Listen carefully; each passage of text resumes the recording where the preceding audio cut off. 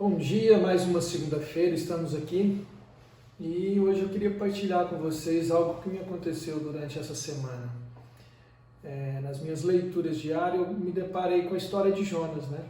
Sempre que a gente lê Jonas, a gente lembra do peixe, dele fugindo, né, do que Deus tinha pedido para ele, e basicamente isso que nos vem à mente.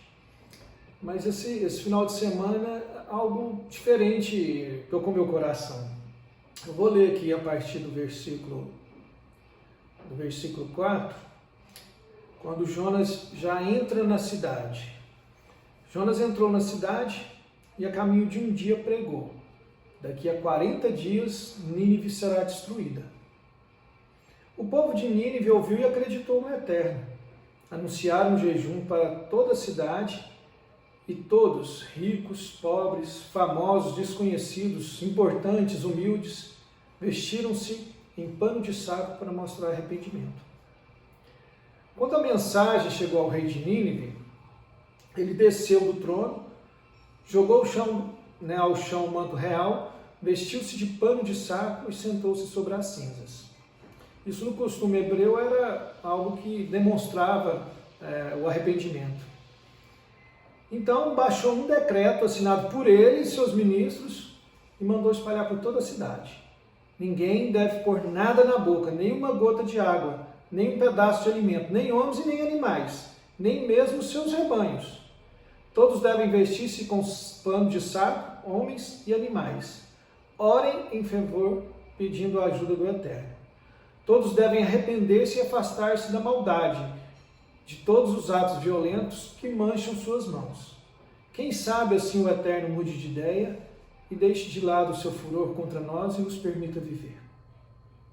O Eterno viu que eles tinham se arrependido da sua maneira pecaminosa de viver, e então voltou atrás e decidiu não castigá-los, como tinha dito que faria a eles.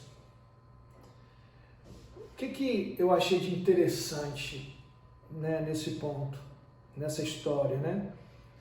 Então, quando Jonas, justamente por conhecer a Deus, ele não queria ir a Nínive, porque ele sabia que existiria uma possibilidade de mudança, de conversão, né, daquele povo se voltar para Deus.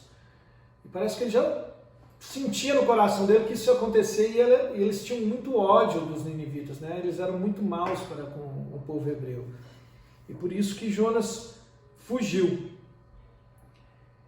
E quando a gente vê essa atitude, né, Jonas pregando, imediatamente as pessoas se arrependendo, fazendo ações em prol de uma mudança de vida, a gente pergunta, mas por que tão rápido?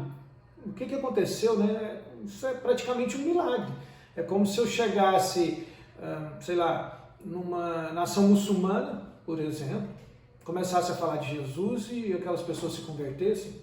Então imagina a gente chegando numa, sei lá, uma nação muçulmana que, né, não crê em Jesus, e a gente fosse falar sobre ele. E imediatamente essas pessoas aceitassem isso e começassem a mudar suas vidas e acreditar naquelas palavras. Então não é uma obra tanto nossa, né? Uma obra mais do Espírito Santo. E foi isso que aconteceu em Nínive. Jonas chegou lá, começou a falar e imediatamente essas pessoas começaram a se converter. E eu fiquei pensando, mas por quê? Por que isso aconteceu? Por que foi tão rápido? Por que a graça de Deus, né, se manifestou dessa forma lá em Nínive naquele momento? Então, eu pude separar aqui 3 possibilidades, né? Uma primeira possibilidade, a gente podia pensar assim, não, Jonas era o cara, né? Jonas era eloquente, ele sabia pregar, ele tinha uma boa, né, oratória, e isso, de repente, convenceu eles. Mas, ao mesmo tempo, você olha na história de Jonas, você percebe que ele estava ali contra a sua vontade. Ele até obedecia a Deus, mas internamente era a rebeldia em pessoa, né? Ele não queria estar ali, ele não queria falar para os ninivitas. Então, acho que mesmo que ele seja um bom orador, ele internamente ele não estava no seu melhor. Então talvez não fosse esse o ponto ainda que levou aquelas pessoas a mudarem os seus comportamentos, as suas condutas. Uma segunda hipótese, a gente poderia ter também elas tiveram medo, porque provavelmente naquele cenário havia o conhecimento de Deus. As pessoas viram as maravilhas que ele fez para o povo hebreu, e isso causava um certo temor. E quando Jonas chega ali falando disso, eles logo, nossa, vai acontecer com a gente também, nós vamos ser destruídos em 40 dias. E eles já fizeram isso, já tem um precedente aberto, então vamos arrepender, porque senão nós vamos tudo morrer. Então pode ser que seja um medo, um dos componentes aí a provocar essa mudança, né? Um outro ângulo também poderia ser que os ninivitas já estavam num processo de perceber esse mau caminho que eles andavam.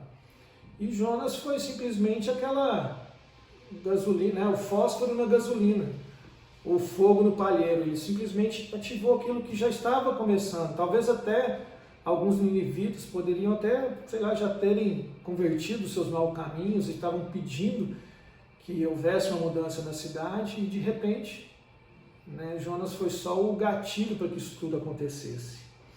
Mas independente disso, eu queria trazer essa história para os nossos tempos. Nós estamos vivendo tempos difíceis, tempos em que nós temos uma pandemia, que ela é real, que ela existe, e ao mesmo tempo nós temos tantas histórias, tantas versões, tantas polaridades, que é o nome que está mais se usando agora, e a gente chega num ponto tal que nós estamos deixando de saber o que é verdade.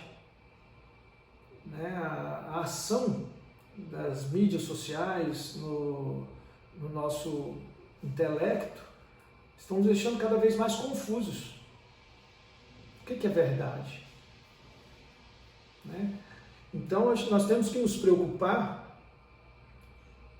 em justamente tomar ciência de nós mesmos, quem somos. Nós viemos aqui para fazer o quê? E essa receita aqui de Jonas, primeiro, o que ele fez? Qual foi a primeira atitude? Ele chegou lá proclamando a palavra. Ele chegou lá falando de Deus.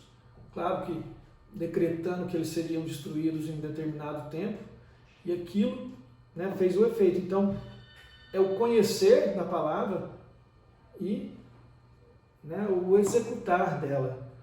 É proclamar, falar. Então, só foi possível essa mudança de comportamento porque Jonas falou. Se ele não tivesse proclamado, que era o que ele queria, nada disso teria acontecido.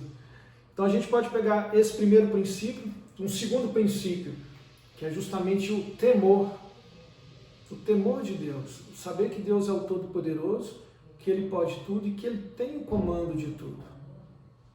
Então é temer, Deus fala a gente orar com tremor e temor. Então o temor, a Bíblia nos diz que o temor a Deus é o princípio da sabedoria. Então para que nós tenhamos a sabedoria, a presença, a intimidade com Deus, esse requisito de temê-lo é muito importante. E eu creio que nós erramos muito nisso.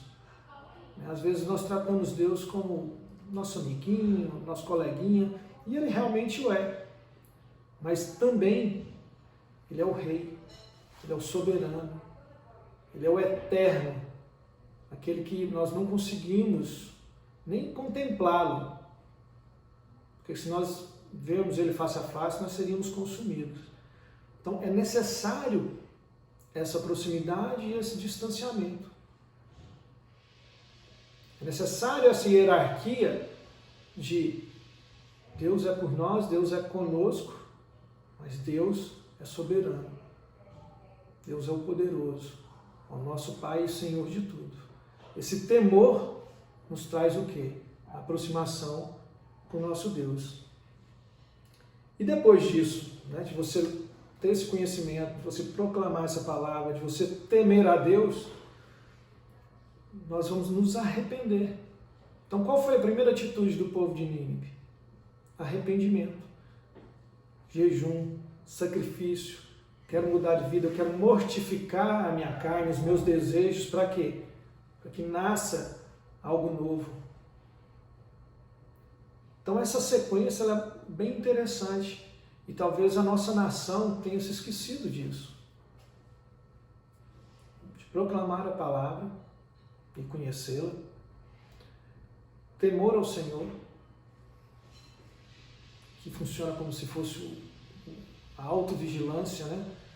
Deus está aqui me olhando, mesmo que eu esteja sozinho. Então eu tenho que ser reto, eu tenho que ser reto, eu tenho que seguir o caminho independente de que tenha alguém me vigiando. Sabendo disso, eu tenho o arrependimento quando eu erro. Senhor, perdão, escorreguei, me traz de volta para o caminho. E depois dessa sequência, o que é que vem? É a gente recordar de João Batista, né? João Batista preparou o caminho para a vinda de Cristo. O que ele fazia? Batizava e pedia o arrependimento daquelas pessoas. E o que aconteceu quando Jesus seguiu esse processo?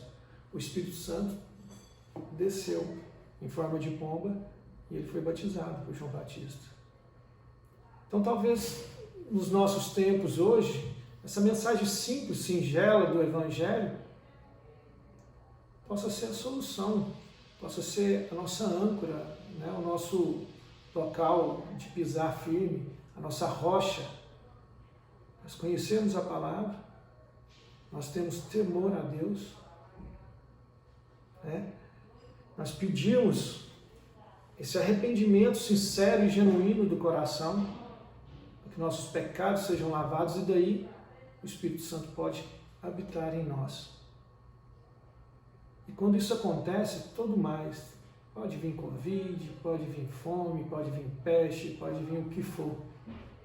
Isso se torna relativo. Por quê? Porque a minha segurança está no Senhor. E é isso que nós estamos precisando. Amém.